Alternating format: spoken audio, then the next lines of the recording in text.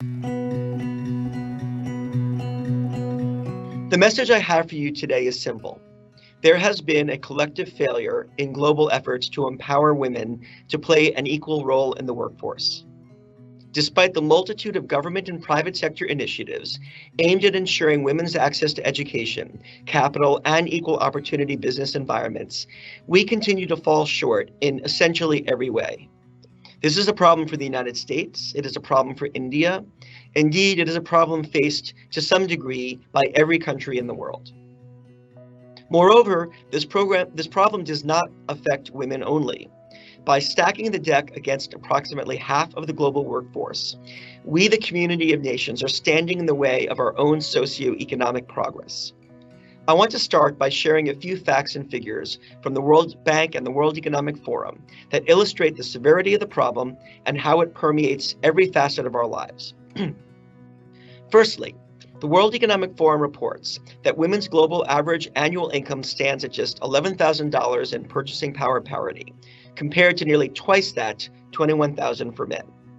Projecting current trends into the future, the overall global gender wage gap won't close for 100 years. Think about that.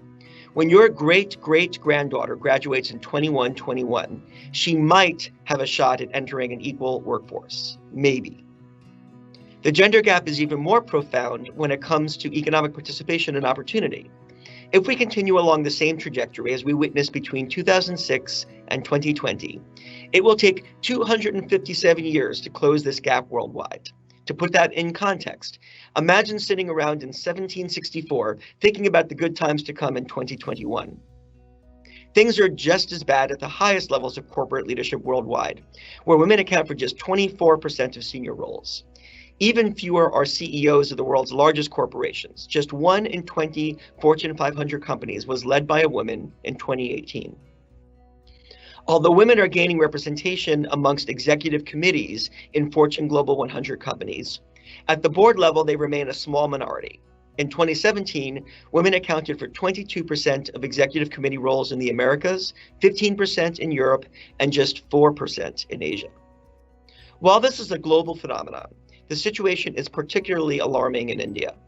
Figures from the World Economic Forum's 2020 Global Gender Gap Index indicate that just 25% of women formally engage in India's labor market, compared with 82% of men. This is one of the lowest workforce participation rates in the world for women, ranking India 145th out of 153 countries. This figure is even more worrisome, given the fact that women's labor force participation rate in India has actually fallen from 35% in 1990 to 25% now, despite significant educational gains and robust GDP growth. India is the only major economy in the world to witness such a negative trend in women's participation in the workforce.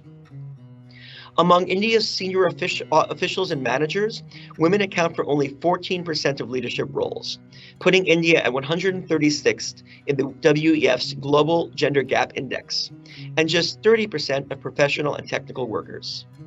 The government of India has reported that only 10% of startup founders are women, and women fill just 22% of positions in the field of artificial intelligence, despite India having the second largest AI workforce in the world.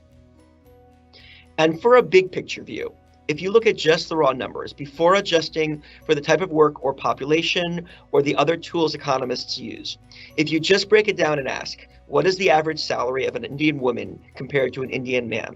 The answer is an Indian woman is making about 20% of what an Indian man makes. That compares to an average American woman who makes about 65% of an American man, an average Chinese woman making 60% of an average Chinese man, and an average Bangladeshi woman making 40% of an average Bangladeshi man.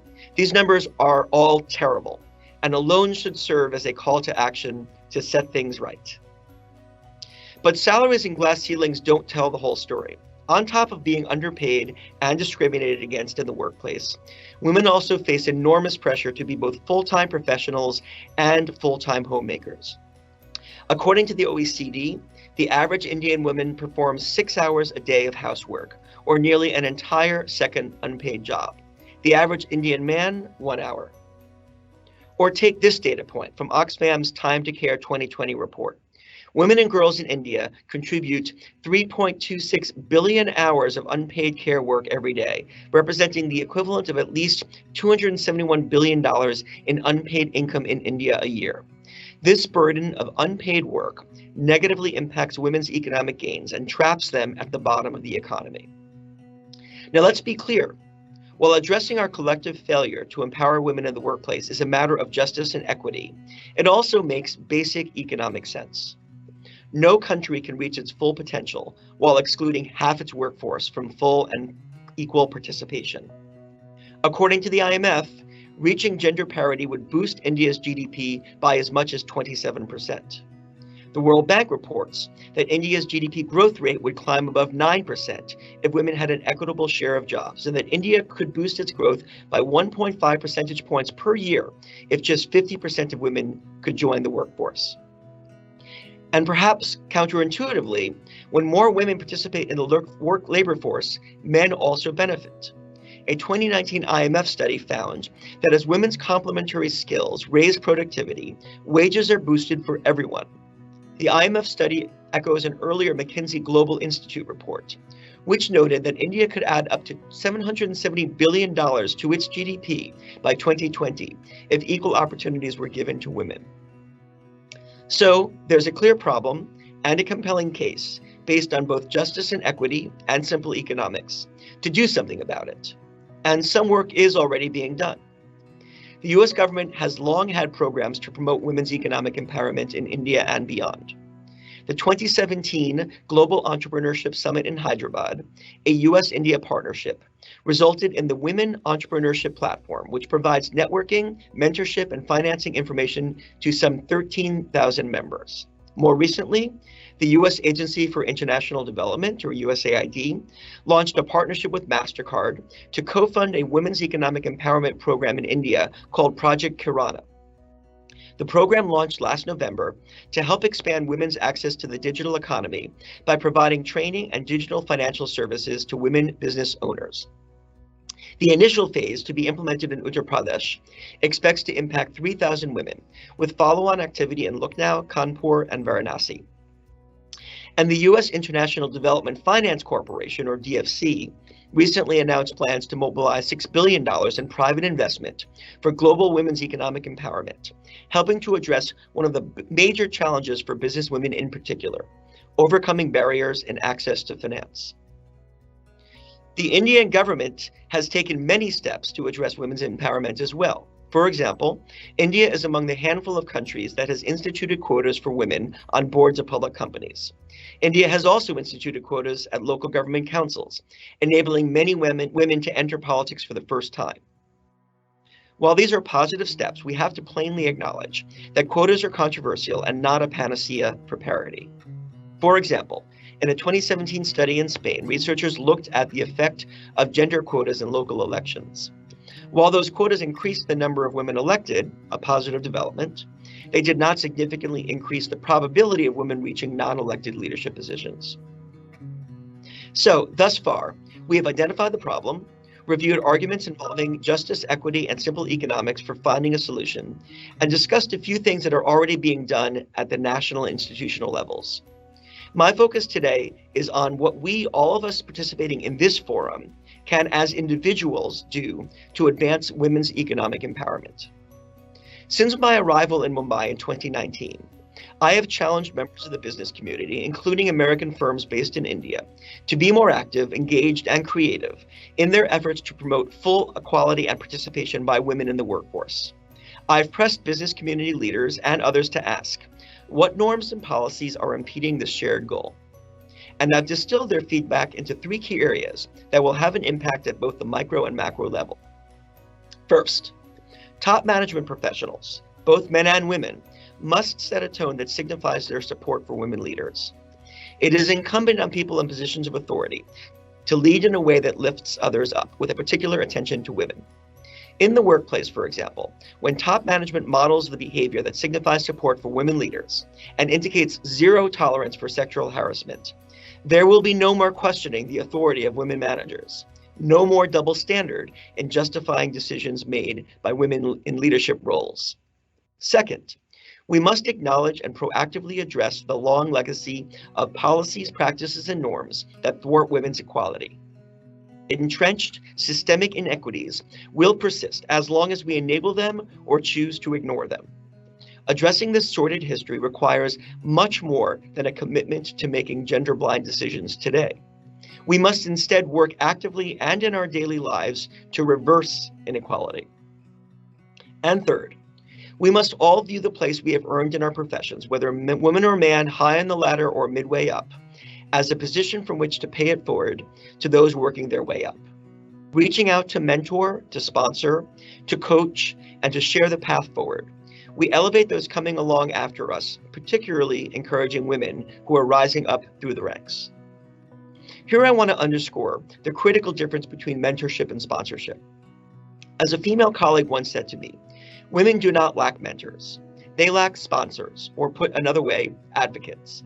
In other words, men are always happy to offer advice, which if anything can inadvertently serve to reinforce the imbalanced power dynamic between men and women. But it is a completely different matter to actively promote the career of a colleague, to put one's own reputation on the line to push for her promotion, to insist she be offered a training opportunity, to speak up if she is facing sexism, or to recommend her for a new job. It is very likely someone advocated for you on your way up. Someone who didn't just pick up the phone when you called, but someone who picked up the phone to make a call on your behalf. I urge every one of you here in the audience today, whatever your gender, to commit to sponsorship for women in your professional lives. Finally, there is something all men can do in their personal lives to support women's economic empowerment. There is anecdotal evidence that men have been more involved in household tasks in India during the pandemic and lockdown. This is a practice we should carry forward from these difficult times. And it's something the girls in our lives should expect from their partners when they are grown.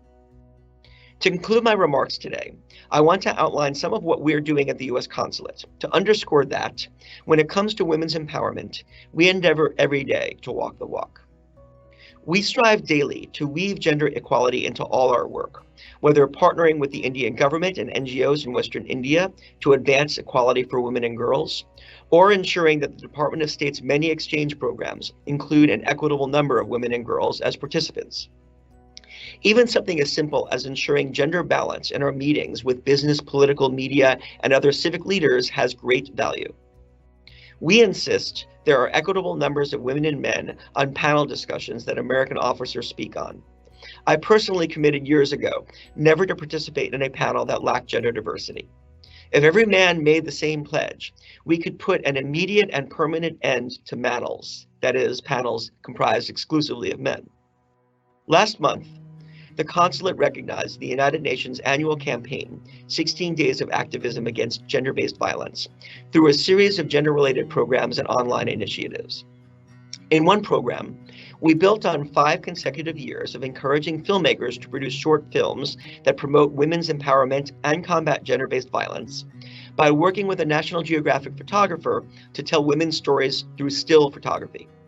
Participants joined workshops to learn new photography skills and turned their eyes toward dramatic images from around our consular district that inspired us and made us reflect on the power of equality. We then conducted a competition and awarded the 5 pictures that best captured women's security and empowerment. Likewise, our hashtag #SheTheChange digital campaign late last year highlighted the work of 12 innovative female social entrepreneurs based in rural and urban areas of Western India. The featured women shed light on their struggles and offered advice for the next generation of female social entrepreneurs. In non-COVID times, visitors to our on-site American library, Dosti House, participate in research and programs that raise awareness about opportunities for young girls in STEM fields, entrepreneurship, and environmental sustainability. Our Education USA advisors help young women explore a path to undergraduate study in the US. To find out more or propose a training, mentorship, or other collaboration with us, I encourage you to contact our Public Affairs section. Our Commercial and Political and Economic Affairs sections, which engage on policy, business, and economic developments in our consular district, follow a standard operating procedure that ensures we hear from women in all of our travel, meetings, and strategic planning. We have been building a list of key women in all 5 of the states we cover, and our staff actively recommends women leaders in all fields for me, the ambassador, and senior visiting U.S. officials to engage when in India. This seems like a simple thing, building a list of contacts and then making it a priority to regularly meet with them. But it was somewhat uncomfortable when we first launched this effort to realize just how few of our regular contacts were women.